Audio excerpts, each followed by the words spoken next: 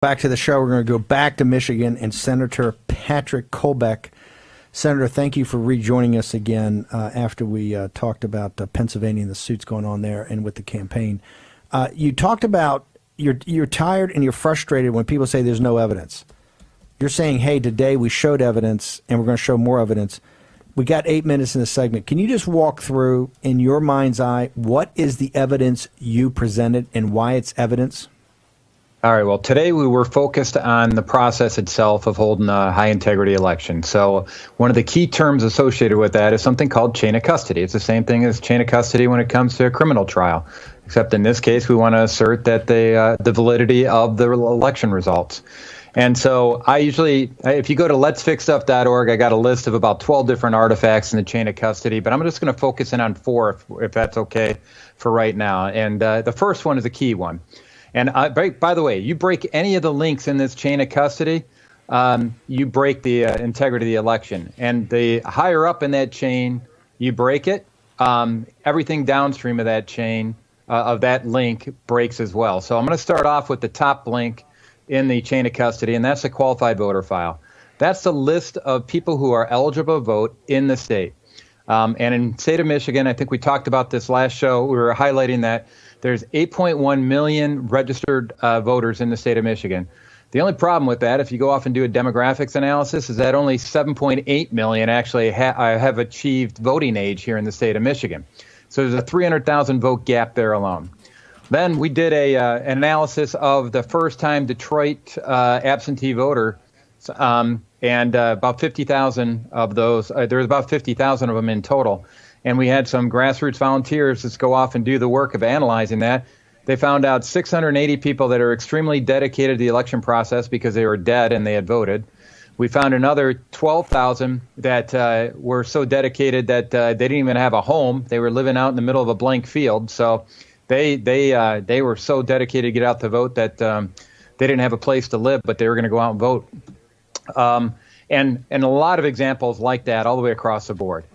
Then we get to the next key link in the chain of custody, and that is the poll book. The poll book is essentially a precinct-specific extract of the qualified voter file. And in it, this is something that's put out at the to the election officials, to the poll workers, so that they can verify the identity of everybody who submits a ballot to go off and vote. So if you're voting in person, you'll see it with the poll workers. They'll be sitting there. In some states, you're required to show an ID. And in Michigan, you can ask for an ID, but you're not required to show an ID. And verify who you are. And if once they verify who you are, they hand you a ballot, and then you can go off and vote. If it's an absentee ballot, that you're voting via absentee, then they've got to verify that the signature that you have on the ballot envelope matches the signature that's in that poll book. And if it doesn't, then you're not eligible to vote. Well, in the city of Detroit, what happened was that they really kind of had 4 different versions of the poll book. They had the initial electronic poll book that was a pull of the qualified voter file from the state effective the Sunday before the election. Then in the middle of the night, they started slapping down pieces of paper that were kind of referring to as a supplemental paper poll book. And then they started typing in any names that weren't in the poll book yet directly at the direction of the Detroit city clerk. Against that backdrop, there was actually a separate instance of the poll book at the precincts where people were voting in person. And what that opened up the door to is that somebody could actually vote twice. If you submitted your absentee ballot late enough in the process, and it checked off by the absentee voter precinct that you had voted, well, that's not going to show up in the in-person poll book. And so you could have actually voted twice in the city of Detroit, the way they configured their election processes. So poll books are a very important area as well. Then let's skip down to the next item here, a key artifact, and that's the ballot themselves. I mean, we heard about all the late-night drops of ballots. They've already admitted that they weren't secured at all. There wasn't a seal in there. Supposedly, these ballots came from the Detroit Elections Bureau and the city clerk's office, and they had validated all of the signatures of all these absentee ballots, and then they were just submitting them to us at 3:45 in the morning to go off and get counted at the county boards. There was no seal. There was no chain of custody. There was no control over who put envelopes in there, who didn't put envelopes. And that's a big concern. We also have the drop boxes that were located all across the city of Detroit.